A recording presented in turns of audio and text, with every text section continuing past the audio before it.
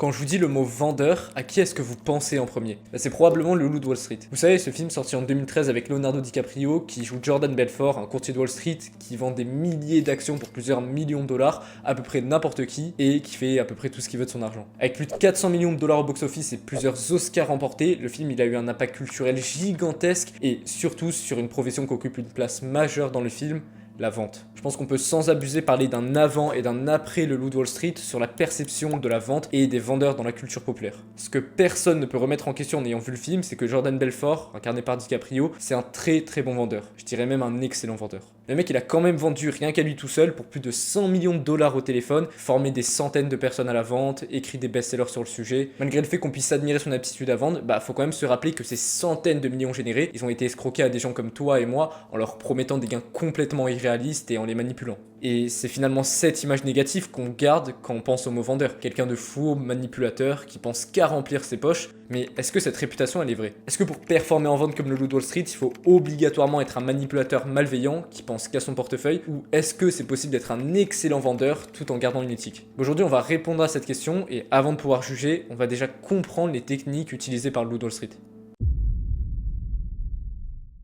Allô John, comment ça va aujourd'hui?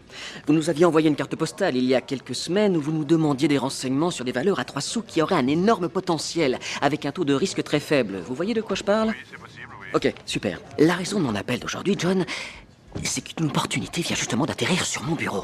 Et c'est peut-être la meilleure offre que j'ai vue ces 6 derniers mois. Si vous avez quelques secondes, j'aimerais vous en parler un peu. Vous avez une minute? Mais je suis très occupé. La société s'appelle Aerotime International. C'est une boîte de technologie de pointe très prometteuse du Midwest.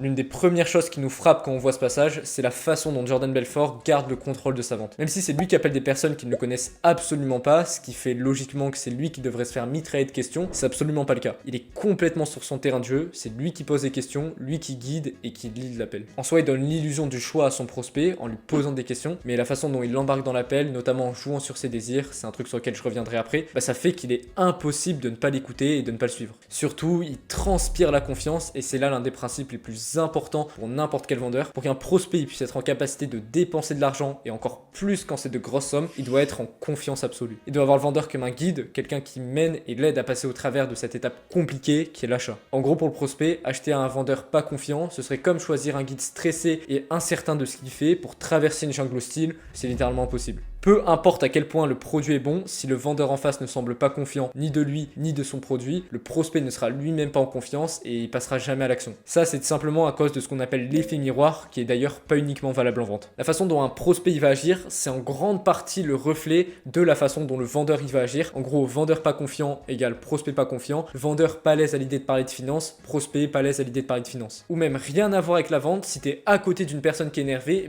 il y a de grandes chances que ça te rende toi-même énervé. Et cette confiance-là que le Loup de Wall Street il arrive à gagner auprès de ses prospects, ça se fait en majorité dans les 10 premières secondes de l'appel. Voix confiante et chaleureuse, réponse à toutes les premières interrogations du prospect avant même qu'il les ait formulées, haute valeur perçue de l'entreprise avec une présentation rapide, bref, tout y est. Il prend l'ascendant sur le prospect dès les premières secondes et le guide naturellement vers les premières questions. Dans le genre d'appel que le Loup de Wall Street y fait, c'est-à-dire les appels à froid, si la confiance, la valeur perçue et le leadership sont instaurés dès les 15 premières secondes de l'appel, alors ils sont présents durant la totalité de celui-ci. A l'inverse, s'ils ne sont pas présents durant ces 15 premières secondes, il faudra plusieurs minutes et plusieurs actions pour les regagner. Ce qui est dingue avec la première impression, c'est que c'est l'une des choses les plus simples à comprendre qui va pourtant avoir le plus d'impact dans ce genre d'appel de vente. Donc le premier pilier de la vente du Loup de Wall Street, il repose sur le leadership et le fait de mener l'appel, ce qui est possible uniquement quand le prospect est en confiance, qui s'obtient en grande partie grâce à la première impression du tout début. Ça, c'est un élément fondamental pour une vente, c'est-à-dire que s'il n'est pas présent, c'est impossible qu'elle se fasse, mais c'est pas pour autant que ça va suffire. Pour que le prospect puisse passer du stade de « Ok, cette personne-là est digne de confiance » au stade de « Son produit me correspond à 100% et je vais acheter chez lui », il va utiliser 2 principes psychologiques surpuissants qui sont intimement liés. C'est la PNL et la projection.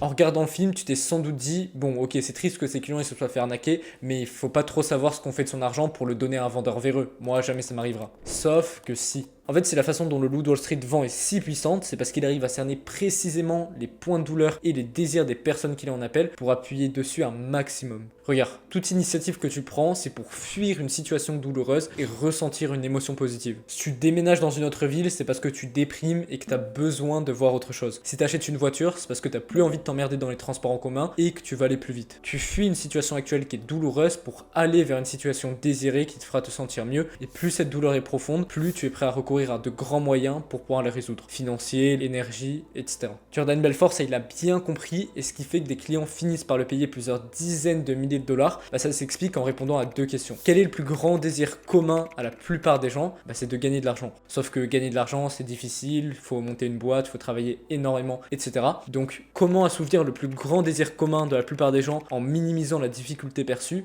Promettre de l'argent facile. Jordan Belfort, il joue donc sur ses désirs profonds. Il a bien compris qu'aucun Américain moyen n'achète des stock options pour ce que c'est réellement, mais plutôt pour les bénéfices qui en découlent, à savoir gagner beaucoup d'argent sans y mettre aucun effort. Et ça, il en joue dans sa vente en faisant de la projection et en utilisant de la PNL. Je vais rapidement t'expliquer ce que c'est la PNL parce que c'est vraiment important que tu comprennes ce que c'est pour la suite de cette vidéo. PNL, ça signifie programmation neurolinguistique. C'est un terme bien compliqué qui signifie simplement que tu peux reprogrammer la façon dont tu agis en reprogrammant ta façon de penser et de communiquer. Exemple très simple, si pour gagner une compétition plus facilement, tu fais que te répéter et que tu te convaincs que t'es le meilleur et que tu vas gagner, c'est de la PNL. Dans sa vente, le loup de Wall Street, il va l'utiliser pour pousser ses prospects à adopter une nouvelle identité et faire des choses encore jamais faites jusque-là, comme par exemple faire confiance et virer 5000 $ à un mec qu'ils connaissent depuis seulement 10 minutes. Un exemple très simple de question qui peut poser à un prospect qui désire générer 10 000 € par mois de manière passive et aller à Hawaï, ça va être le Marc du futur qui génère 10 000 $ par mois de rendement de manière passive, qui a pu quitter son emploi et qui se repose les pieds dans l'eau à Hawaï avec sa femme. Est-ce qu'il aurait peur d'investir simplement 15 000 $ ou est-ce qu'il se dirait qu'il faut les investir, ces 15 000, et écouter la voix du courage? Qu'est-ce qu'il te dirait de faire, ce Marc-là? En posant ce genre de questions, il projette le prospect dans une situation qu'il désire plus que tout au monde et il arrive à l'associer au fait de faire un virement et d'acheter des actions.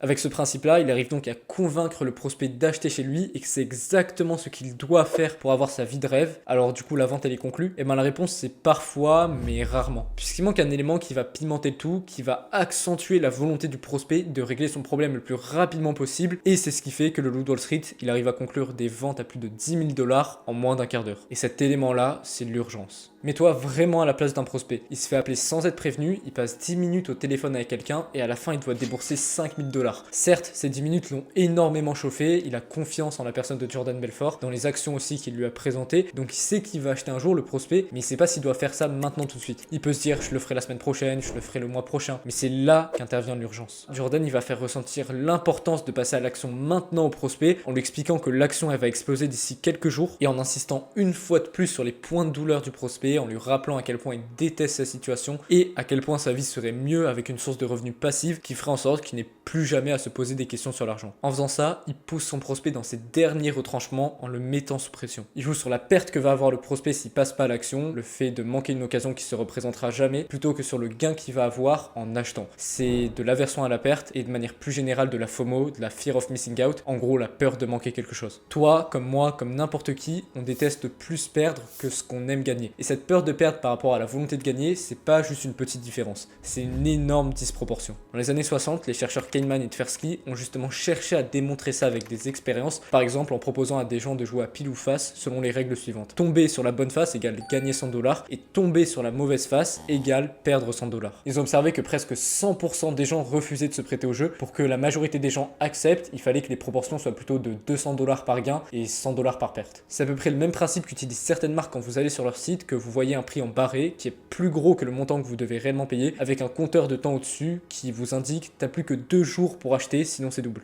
À la fin d'un appel où Jordan Belfort utilisait ces 3 grands principes, une grande majorité de ses prospects passent à l'action et devenaient des clients en déboursant plusieurs milliers, voire dizaines de milliers de dollars dans des actions inutiles qui n'augmenteraient jamais, et c'est comme ça qu'il a escroqué des millions de dollars à des milliers de personnes. Sans se baser uniquement sur ses performances financières, on pourrait dire que c'est un très bon vendeur, mais ça reste quand même un criminel qui a volé des millions. Alors il est où le problème? Est-ce qu'il réside dans le fait d'utiliser ces techniques de manipulation, ou est-ce qu'il vient du produit vendu derrière, auquel cas Jordan Belfort Belfort il aurait très bien pu réussir en vendant des canapés par exemple, ou est-ce qu'il dépend simplement des intentions du vendeur? Comme j'ai rapidement expliqué au début, l'image des vendeurs que le film renvoie aux spectateurs, c'est que c'est des escrocs. Et on comprend pourquoi. Le Loup de Wall Street, c'est un vendeur, on le voit arnaquer des gens pendant 3 heures, donc le raccourci il est vite fait. Et ça, c'est ce qu'on appelle le biais de représentativité. En gros, on a tendance à croire que parce qu'on a eu une mauvaise expérience avec un certain type de personnes, toutes les personnes de ce type sont comme ça, alors que c'est absolument pas le cas. Donc, est-ce que tous les vendeurs sont des arnaqueurs? Non. Il y en a comme partout, mais on peut pas faire de généralité simplement en ayant vu un film ou en ayant eu une mauvaise expérience. Il existe évidemment des vendeurs honnêtes. La question qu'on doit plutôt se poser, c'est quoi la vraie différence entre un vendeur éthique et un vendeur non éthique? Est-ce que c'est dans les techniques qu'il utilise, auquel cas les techniques du Loup de Wall Street sont totalement à bannir pour quelqu'un qui veut garder son éthique, ou est-ce que c'est dans autre chose?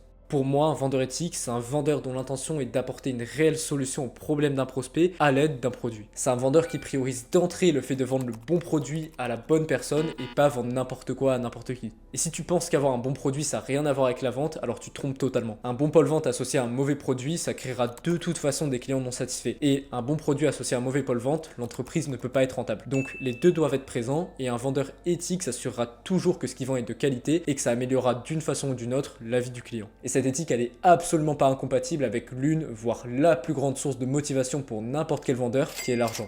Le but, il est très simple, c'est de gagner un maximum d'argent sur le long terme. Donc le meilleur moyen pour faire ça, c'est de créer des clients satisfaits qui vont eux-mêmes parler du produit, qui vont attirer d'autres clients et ainsi de suite. Et je le répète, mais pour créer des clients satisfaits, il faut vendre le bon produit à la bonne personne. Donc c'est ça la vente éthique. C'est une vente qui profite à la fois pour le client comme pour le vendeur et l'entreprise. On l'a tous vu dans le Loup de Wall Street, une entreprise qui arnaque ses clients, c'est une entreprise qui dure jamais longtemps et la chute, elle peut être tout aussi brutale que l'ascension. Donc la réponse à notre question, est-ce que c'est possible de vendre comme le Loup de Wall Street tout en restant éthique, elle se trouve pas dans la forme, mais bien dans le fond, dans l'intention première du vendeur. Du moment que le produit est bon et qu'il va réellement améliorer la vie de la personne, peu importe les techniques de manipulation utilisées pour faire passer à l'action le prospect. En fait, le vrai problème de la vente du Loup de Wall Street, il repose pas tellement sur ce qu'il fait durant l'appel, mais surtout sur son intention et la vision de sa boîte qui est de faire le plus d'argent le plus rapidement possible sans se soucier de ses clients ni de l'avenir de son entreprise. Pour une entreprise avec une vision long-termiste, qui a un produit qui vaut le coup et qui a un vendeur dont l'objectif est de donner l'accès au produit aux personnes qui en ont besoin, alors les techniques du Loup de Wall Street, elles peuvent être utilisées